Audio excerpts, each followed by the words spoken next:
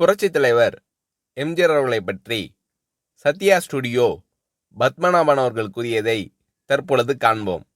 சொல்லுதல் யாருக்கும் எளிய, அறியவாம் சொல்லிய வண்ணம் செயல் என்றார் வள்ளுவ பெருந்தகை. அந்த பொய்யாமொழிக்கு ஏற்ப சமதர்மம், பொதுவுடைமை ஆகிய லட்சியங்களை மேடையிலே பேசுவது எளிது. கடை தேங்காயை எடுத்து வழிப்பிள்ளையாருக்கு உடைப்பது போல் யாருடைய சொத்தையோ எடுத்து சொக்கனுக்கும் ஏழை குப்பனுக்கும் பகிர்ந்தளிக்கும்படி மேடை புரட்சி செய்வது அதைவிட எளிது.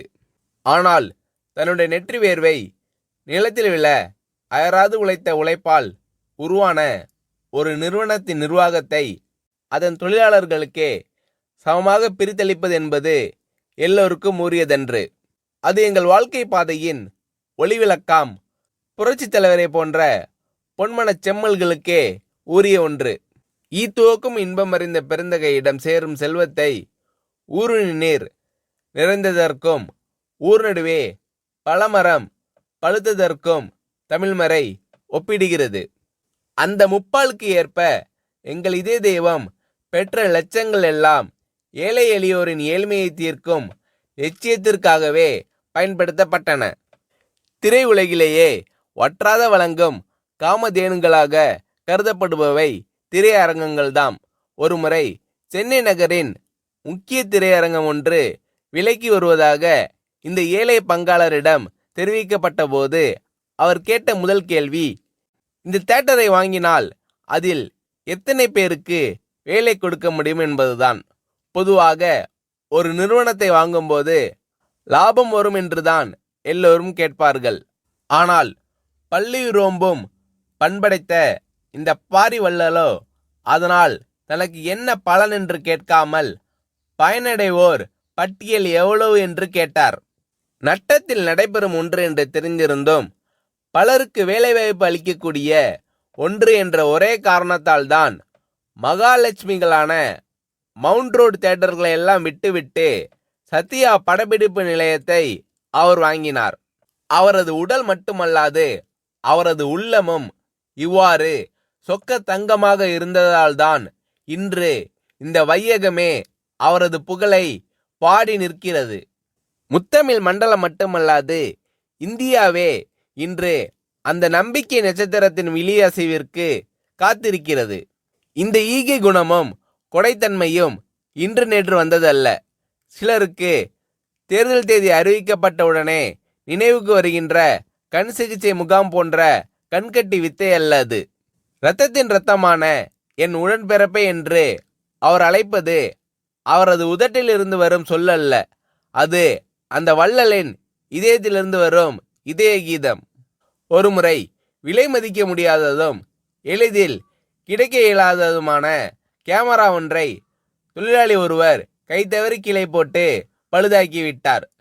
செய்வதறியாது திகைத்து போன நாங்கள் என்ன சொல்வாரோ என்ற அச்சத்துடன் ஒப்பனை அறையில் இருந்த புரட்சித் தலைவரிடம் தயங்கி விவரத்தை சொன்னோம். ஆனால் அந்த தனிப்பிறவியோ பல லட்சம் விலை மதிப்புடைய கேமரா பழுதடைந்து விட்டது என்று பதறவில்லை, உடைத்தவர் மீது சீரவில்லை. அதற்கு மாறாக அந்த தொழிலாளியை அழைத்து உனக்கு அடி எதுவும் படவில்லையே என்று தாயன்போடு விசாரித்தார். பயப்படாதே, ரிப்பேர் செய்து கொள்ளலாம் என்று சிரித்த முகத்தோடு தட்டி கொடுத்து அனுப்பினார். பிறகு எங்களை நோக்கி, மதுரைக்கு வயதாகிவிட்டதல்லவா, அவரை கனமான கேமராவை தூக்க சொல்லலாமா, இனி யாராவது ஒரு இளைஞனை அவருக்கு உதவியாளராக அமர்த்துங்கள் என்றார். அச்சத்தோடு அந்த அறைக்குள் நுழைந்த நாங்கள் அச்சடித்த பதுமைகளாக அதிசயத்து நின்றோம். இப்படிப்பட்ட இதய கீதங்களை 27 ஆண்டுகளுக்கு மேலாக அருகில் இருந்து சுவைக்கும் பெரும்பேறு பெற்ற சிலரில் நானும் ஒருவன். ஈரோட்டு வெண்தாடி வேந்தரின் வீட்டில் கட்டி தயிர் உண்டு வளர்ந்த செல்ல பிள்ளையான நான் அவருடைய அரசியல் வாரிசான பேரறிஞர் அண்ணாவினால் பத்மநாபா என்று அழுத்தமாக அழைக்கப்பட்டு கரிமுட்டை லாரியில் உடன் சென்றும் உடை துவைத்தும் பணிவிடை செய்த தொண்டன். இன்று அந்த இங்கர்சாலின் இதே கனியான புரட்சி தலைவரின் ராஜசபையில் நானும் ஒரு அங்கம் என்று எண்ணும்போது என் தோள்கள் அந்த தேவனின் புகழை எண்ணி எண்ணி பூரிக்கின்றன. இதழ்கள் என் தலைவனின் புகழ் பாடி பாடி துடிக்கின்றன. இமைகள் அந்த சான்றோனின் தரிசனம் கண்டு கண்டு கழிக்கின்றன. ஏனெனில் என் தலைவனின் அத்தாணி மண்டபத்திலே நித்தில குவியல்களுக்கு மதிப்பில்லை. என்றும் நிலைத்து நிற்கும் நீதிக்குதான் மதிப்பு. ஊரை அடித்து உலையில் போடும் உளுத்தர்களுக்கு அங்கு இடமில்லை. ஆனால் உண்மை உழைப்பிற்கு அந்த ராஜசபையிலேயே என்றும் ஏற்றம் உண்டு. அந்த தேவ சபையிலேயே ஓடுபோரும் உயர்போரும் ஒப்பர்தான். உற்றாரும் ஒன்றுதான், ஊர்கோடி உலகப்பனும் ஒன்றுதான். அவ்வளவு தூரம் ஏன்? காரி உமிழும் கடைமகனையும் தன் மகன் போல் மடியேந்தி உயிர் காக்கும் உத்தமர் அவர். இன்னா செய்தார்க்கும் இனிய செய்வதே அவர் இயல்பு. கொல்ல வந்த கொடியோரையும் அன்பொழுக அண்ணன் என்று அழைப்பதே அந்த அண்ணலின் சால்பு. அவரை எதிர்த்தோர் என்றுமே வாழ்ந்ததில்லை. அது அவருடைய ராசி. குடைநிழலிலிருந்து குஞ்சரம் ஒருவராக இருந்தாலும் அவரது கடைவிழி சிவந்தாலே கரியாகி போவார். இது வரலாறு. ஆனால் ஆண்டவனை நம்பினோர் மட்டுமல்ல, இந்த ஆண்ட கையை நம்பினோரும் கைவிடப்பட்டதில்லை. அதற்கு அந்த ஆலமரத்தின் நிழலில் இளைப்பாரி கொண்டிருக்கும் நாங்களே இரத்த சாட்சிகள். சிகாகோ நகரத்து வீதிகளை சிவப்பாக்கிய மேதின வீரர்கள் கூட குறிப்பிட்ட நேர உழைப்பு, அந்த உழைப்பிற்கு ஏற்ற ஊதியம் என்றுதான் ஆர்ப்பாட்ட போர்ப்பாட்டு பாடி சென்றார்கள். ஆனால் புரட்சி தலைவரோ அதனினும் ஒரு படி மேலே சென்று உழைப்பிற்கு ஏற்ற ஊதியம் பெறுவதை விட எங்களை அந்த நிறுவனத்தை நிர்வகிக்கும் பங்குதாரர்களாகவே ஆக்கியிருக்கிறார். இன்று சத்யா ஸ்டுடியோவை நிர்வகிக்கும் ஒர்க்கர் கம்பைன்ஸில் நாங்கள் எல்லாம் ஊழியர்கள் அல்ல, பங்குதாரர்கள். அதிலும் எப்படிப்பட்ட பங்குதாரர்கள்? பொது மேலாளர் முதல் துப்புரவு தொழிலாளி வரை எல்லோரும் ஒரு நிலைதான்.